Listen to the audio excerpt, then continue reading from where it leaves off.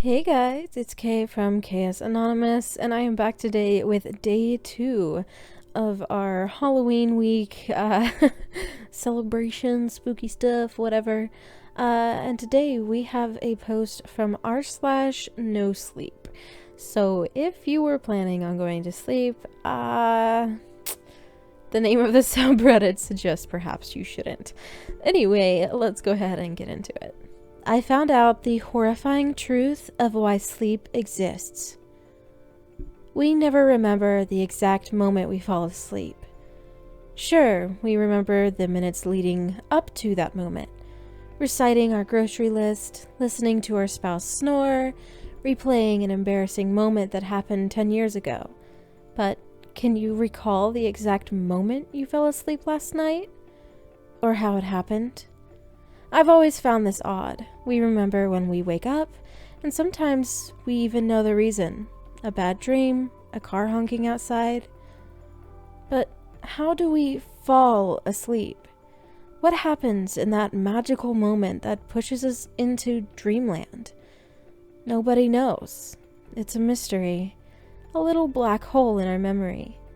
That's why I decided to conduct a study. My husband thought I was weird. So you're setting an alarm on your phone to go off every 5 minutes as you fall asleep. Why? Because it'll wake me up as I'm falling asleep. I don't get it. I want to know exactly when I fall asleep each night, and how. I still don't get it. I didn't expect you to. Eric raised an eyebrow at me. Is that supposed to be some sort of insult? Maybe. He laughed. Okay, you do your thing, but can you do it in the guest room? I don't want to wake up every 5 minutes. Of course. That night, at midnight, I lay on the twin bed in the guest room. My alarms were set. I was ready. Bring! The first alarm went off at 12:05. I was still pretty awake. The image that lingered in my mind was of our backyard, and what it would look like after the patio work was done. I rolled over and closed my eyes. Ring! 12:10. Sleepier this time. Had I remembered to buy peas, I could go to the store tomorrow before my meeting. Ring! Barely awake. Peas and patio tiles melted into each other. I wondered, if I planted some peas in the morning, would they be ready by dinner time? Ring! Bingo. Before I opened my eyes, I knew this was it. My thoughts were nonsense. Heavy fatigue immobilized my body. I was just barely asleep.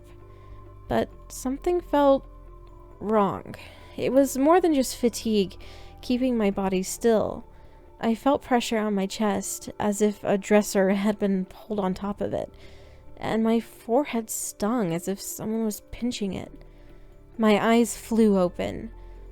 A black shadow sat on my chest, green eyes smoldering in the darkness. Its mouth, if you could call it that, was long and tubular. It connected to my forehead, making a wet, sucking noise. Get it off! Get it off! I thrashed against the creature. The weight on my chest shifted. Plop. The mouth plopped off on my forehead. At that same instant, the fog of sleep lifted. My thoughts were clear. My movements were nimble, quick, and the creature was gone. I ran down the hallway, my feet pounding against the carpet. Eric! I screamed, throwing his door open. He slept peacefully, completely unaware of the invisible creature that sat on his chest, feeding on his energy, his thoughts. I grabbed his shoulders and shook him awake. Eric! I screamed. Wake up! His eyes slowly fluttered open. Oh, what's wrong? He slurred, pulling himself up. I imagined the creature on top of him disengaging, causing him to wake up. Even though I couldn't see it, I knew it was there. I knew. I saw it. The creature. It sits on our chest and sucks out our thoughts, our energy, like some sort of parasite. What are you talking about? It causes sleep. As soon as it stopped, I woke up. It causes sleep. It's black and shadowy and... that sounds like sleep paralysis.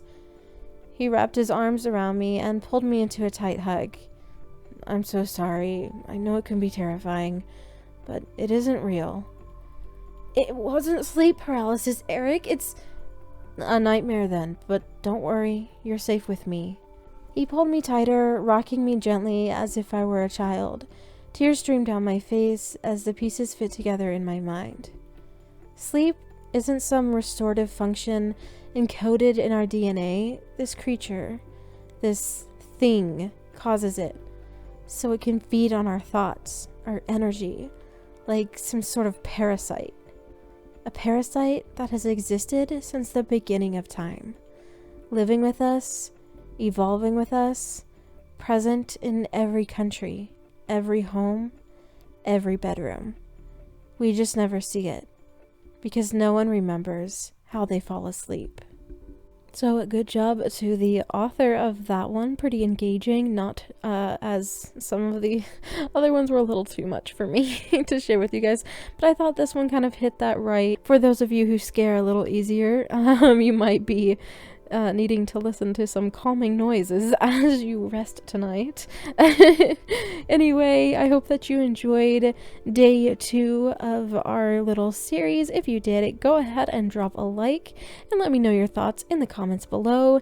You can go ahead and check out the original post. It will be linked in the description, as well as my email for if you would like to send me a story or anything in the future. I'm already going to pre-record the Halloween set, so if you're wanting to send me one of those, unfortunately they won't be in a video, but for other kind of subreddits, you can send it to ksanonymous@gmail.com and all of that jazz.